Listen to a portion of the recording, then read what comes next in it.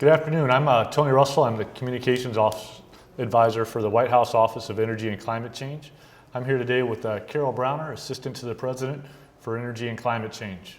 This week, the White House is inviting Americans across the country to connect directly with some of the administration's senior advisors.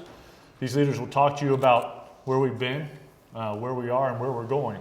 We're honored today to kick off the series with a discussion of what the President and the administration have done so far to create jobs and lay the foundation for a new clean energy economy.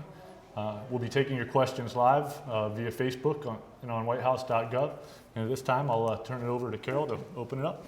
Thank you, Tony. And let me thank all of you who are joining us on Facebook today. It's a pleasure to be here with you.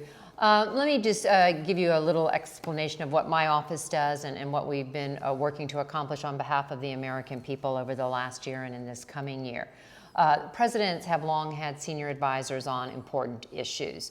This president chose to create a new position in the White House, a position for a senior advisor on energy and climate change. And he did that because he believes this issue is so important to our security, to our future, and to the jobs we need to create to make us competitive in the global in the global demand for clean energy technologies. And so what my office has been doing is working closely with the president, working with cabinet members to bring to communities and to bring to the states and to bring across the country a real change in our energy future. And what that means is we need to break our dependence on foreign oil, we need to create a new generation of clean energy jobs, and we need to put a cap on the dangerous pollutants that contribute to climate change. Last year, we focused our work initially with Congress on securing dollars in the Recovery Act, over $80 billion for clean energy technologies. Those dollars are rolling out, the jobs are being created, and later this week we'll have a report on some of those jobs that will be available.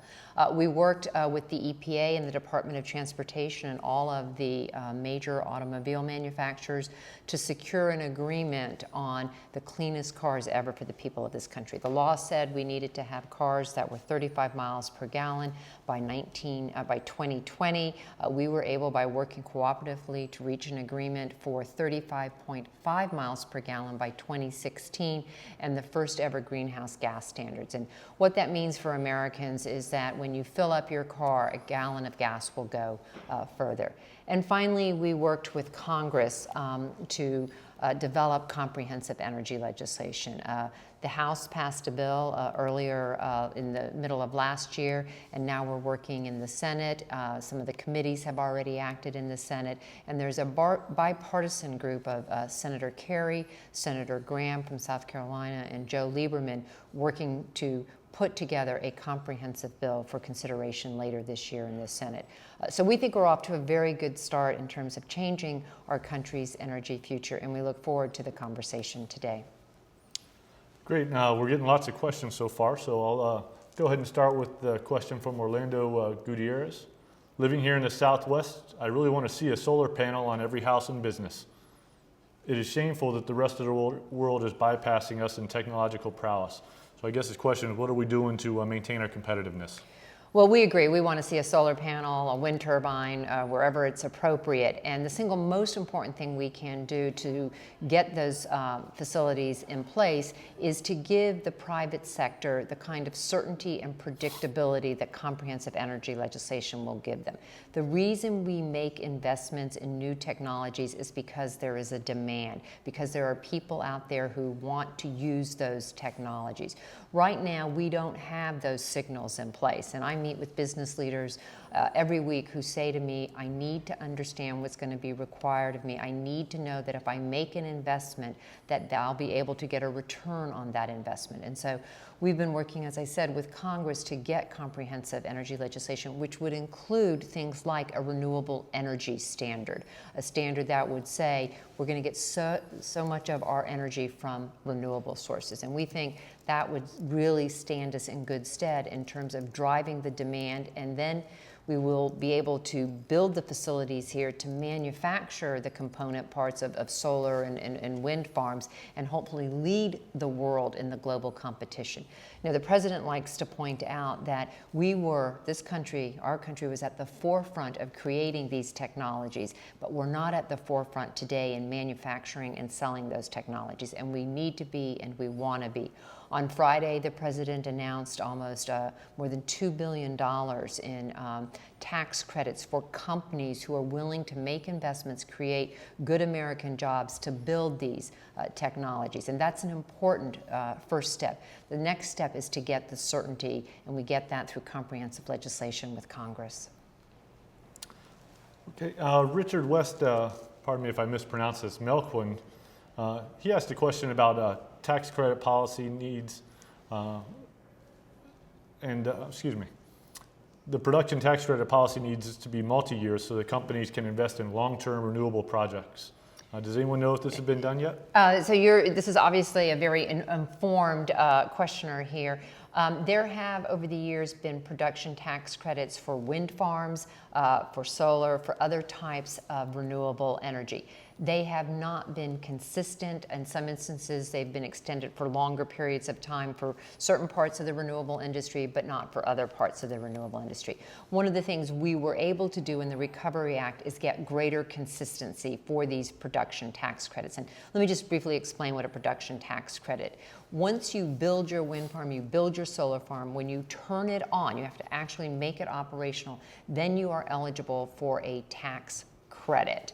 And we do have some of those in place now, and I certainly agree with the questioner that these have been tremendously valuable in stimulating the investments in these new renewable technologies, and we want to continue to see those investments into the future. Thank you. Scott Hines asked a good question I've been asking myself, actually. What tax breaks can you suggest for the average homeowner that will provide some incentive for being greener? Well, there are existing tax credits, and I'm not the authority on it, so I'll refer you to an IRS website. But in the Recovery Act, we were able to get some homeowners tax credits. So, for example, if you replace, I think it's a certain air conditioning and heating systems, I think if you insulate your home, if you upgrade your windows to certain efficiency standards, there are tax credits that are available today. And as I said, I'm not the expert, so please don't do any of these things without checking with the IRS on what is eligible, because there are some really important instructions associated with these tax credits. But a real opportunity for homeowners who want to make investments in upgrading their houses. And what we've found over the years, and people who pay attention to individual homeowner energy use, is these can be quite efficient. In other words, you can get a payback in terms of a lower monthly bill pretty quickly for some of these investments. Well worth the dollars spent. There have been a couple of comments coming across about appliance efficiency. Maybe you can go a little bit more into the appliance efficiency program. One of the other things we started last year under the leadership of Dr. Chu at the Department of Energy is to fully implement the laws on the books. There are laws in place requiring the Department of Energy to tighten efficiency standards for appliances, everything from household appliances, refrigerators, air conditioning, all the way to bigger refrigeration systems that you might see in a grocery store or a convenience store. And they are now on track. I think they've gotten several done in the course of last year, and on track to really fully implement a law that had been on the books for a while but hadn't been implemented. And those appliance efficiency standards, again, will result in real savings for individual consumers, and for the big commercial users, some important savings in terms of their energy use. Stephen Von Fall asked the question, I would like to hear what is your office's position on the creation of jobs related to natural gas stations and supporting businesses to retrofit gas engines to burn natural gas. This could be a very big winner for security of the climate and jobs. Is there anything in the works? We certainly believe that part of a comprehensive energy policy is breaking our dependence on foreign oil. And when we look at, what are the domestic opportunities, certainly the recent finds in terms of natural gas they're significant. They're much larger than anyone had anticipated, and we think they provide a real opportunity, not just in terms of vehicles, certainly for fleets. People are probably aware that a lot of fleets are starting to convert. Many have already converted their local fleets, their delivery fleets, to natural gas. There's a lot of work going on for longer haul vehicles in terms of natural gas. Natural gas may also provide a bridge fuel in terms of electricity production. Ultimately, I think where we all want to get to is more electric vehicles, cleaner, more efficient vehicles, but certainly natural gas is an important part of our energy future. It needs to be a bigger part of our energy future. Robert Simaluka, he makes the statement that green jobs, he talks about a study by American Society of Civil Engineers and an infrastructure report card that they did, talking about our infrastructure and its increasing age, congested highways, the sewage system.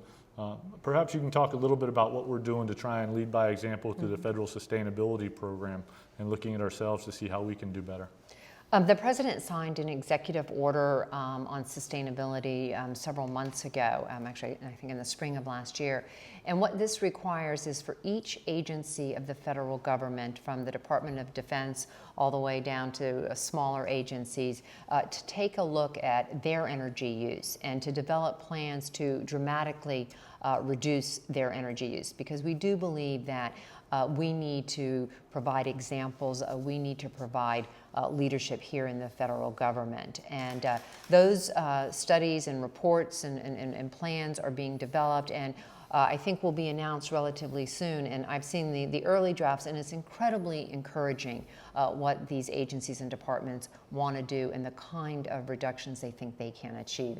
Just showing that there really are tremendous opportunities on the efficiency side. When we talk about our energy use and we talk about changing our energy future, we have to be mindful not just of all of the new technologies, which are incredibly important and position us in the global market for clean energy technologies, but we also need to talk about what we can do through efficiency. And as it turns out, there's an awful lot of things we can do in the near term that will help reduce our energy use, which means less greenhouse gas emissions and cleaner air for people to breathe.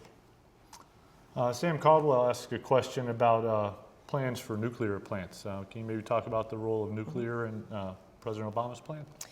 The president believes that nuclear needs to be a part of our energy future. I think if you believe, as we do, that climate change is a serious problem, it's a problem that needs to be addressed, then you need to be open to what are all of the ways in which we can produce energy in a clean manner. And so nuclear obviously is one of those. And we have been working with the nuclear industry to understand exactly what it is they need. We have not built a nuclear plant in this country in a long time, but we want to work with the industry to make that happen in the not too distant future. Holly Hoffman asked a question. Can you explain how this push for clean energy by making current energy sources unaffordable is going to positively affect our middle class and small businesses? Shouldn't we have first created an alternative energy source that was affordable and readily available to all citizens, and then made all other sources unaffordable?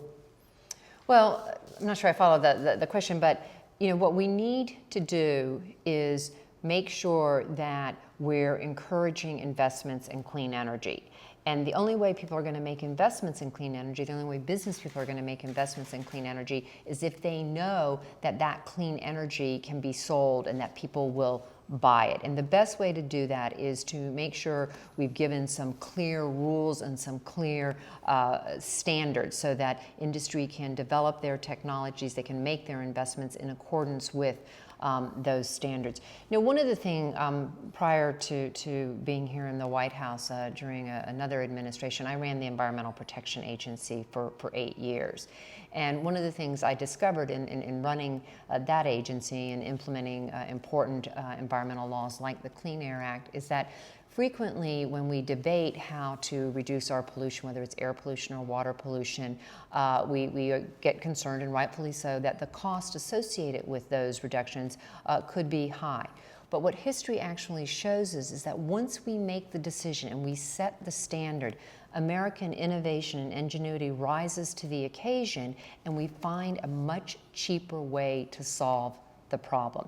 There was a debate in this country back in 1990 about the hole in the ozone. It's that hole that allows the ultraviolet rays of the sun to come through and can contribute to increases in skin cancer. And we knew the chemicals that were contributing to that hole in the ozone. And there was a decision after much debate and much fear that we wouldn't have refrigeration, we wouldn't have air conditioning in our cars because the chemical was associated with refrigeration. But a decision was made to essentially ban that chemical. And what happened with that decision by Congress in that instance is that companies realized there was an opportunity, that the company who could invent, bring to market first the replacement would have an opportunity to sell that replacement because people weren't going to be allowed to use the chemicals they had been using. And if we think about our energy future, we need to create the same kind of opportunities. And I feel quite confident, based on the experience of the Clean Air Act and the Clean Water Act, that when we put in place those deadlines, those requirements, that what we're going to find is, once again, American innovation and ingenuity is going to rise to the occasion, and we're going to get a much cheaper solution to the problem than we can anticipate today. Patricia McGann asked a good question. She asked, please give us an example of what type of green jobs are being targeted by the administration, new green jobs. I know the Vice President just gave the President a report back in December on new clean energy jobs. Maybe you can summarize some of that? Well, I think that there's any number, and again, as Tony said, we did a report last year, at the end of last year, and then we had the President's announcement for the tax credits. But what we're talking about is everything from the people who assemble the turbines for a wind farm, build the mast, build the blades, build that wind farm, build a solar panel. You know, the list goes on and on.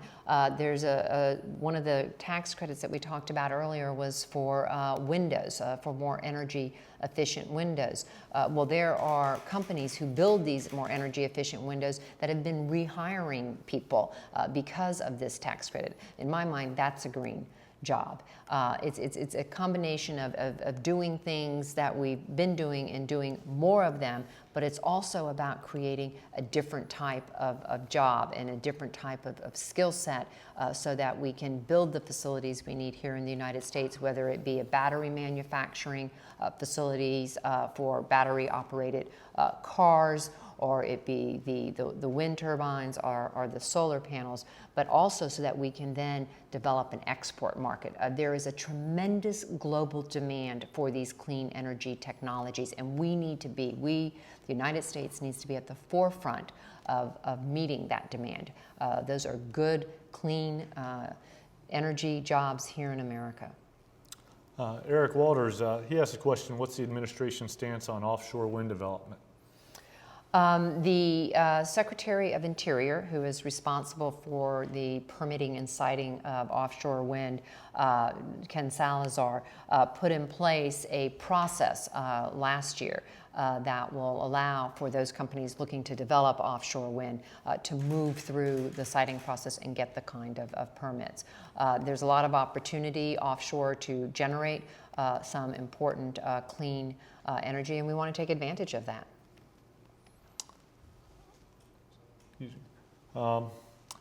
There's been a couple questions asked about how you go about regulating CO2 emissions.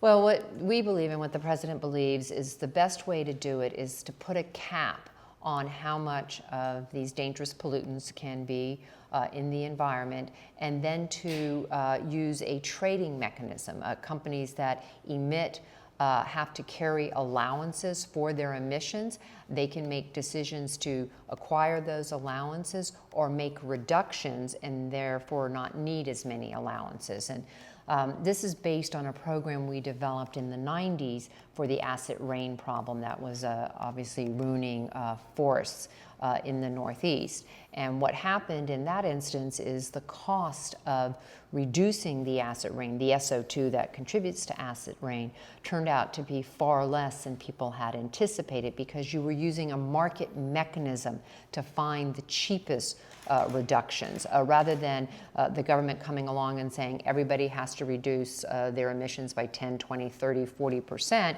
You're simply saying, here's a cap, and as long as the overall emissions meet that cap, there may be some individual facilities that are slightly above, some below, but you use this trading regime to find the cheapest way of achieving that cap. And we think it can be hugely successful in giving us both the environmental gains that we want and we think are important, but also the flexibility and the cost savings to meet the challenge of reducing greenhouse gas emissions. One question asked why we don't model our energy system off that of clean European countries. That's an interesting question. As I mentioned previously, I was served in another administration at EPA when we were developing actually this cap and trade system. And back in the 90s, we tried to encourage the Europeans to embrace a cap and trade mechanism for reducing greenhouse gas emissions, and they, at that point in time, were not interested in it. Today, they actually are using a cap and trade system, so they've actually been learning from us. Now, they're ahead of us at this point in time. We didn't do as much over the last, under the prior administration, and they were quite aggressive in putting in place the kind of standards to get the kind of capital investments to develop the workforce. But we're doing our level best to catch up now. Jason Colano asked, wouldn't having a firm international treaty that sets standards that our scientists at NASA and others recommend be a good way to start a global green economy? I think maybe a good opportunity to talk about the efforts at Copenhagen and other international programs. Well, I'm sure as many of you listening today know, the President in the mid part of December traveled to the International Climate Change meeting in Copenhagen. I had the honor of traveling with him. It was a very, very important turn of events. Not perhaps what everyone wanted when this process started, but what was important is you now have both China and India among the world's largest emitters of greenhouse gas emissions agreeing that it is time to do something. And that hadn't happened previously, and so we are very encouraged by the progress that happened at Copenhagen. It is not a binding legal agreement that was entered into. It is an accord, and countries will subscribe to it appropriately. But it's an important step, and with time, the world will find its way, I believe, to a binding international treaty. But in the meantime, what we need to do here in the United States is focus our attention on making sure we have the right laws in place for comprehensive energy reform. And we're quite pleased with the outcome of Copenhagen. We're going to continue to engage with the rest of the world while we work here domestically to get our legislative bill passed. Here's another good question. Can you talk about environmental education's role in the rethinking that needs to happen in order for a shift to take place in terms of how we treat the resources we have? I do think it's important to educate ourselves, to educate our children. I'll give you a simple example. One of the programs in the Recovery Act is something referred to as smart meters. And what smart meters do is give us as consumers the opportunity to understand within our home how we're using energy, when we're using energy, can we use a little bit less energy. And what the studies have found is that when people become aware of how much energy they're using, they make decisions to use their energy more wisely.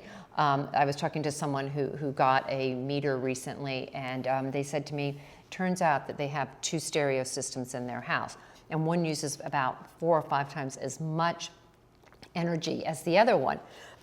And they said, I didn't know that before. He said, my experience of them is exactly the same. They're both stereos, but now I know to think about what that energy use is. And I'm losing my voice. We have just time. I think that's all we have time for today anyways.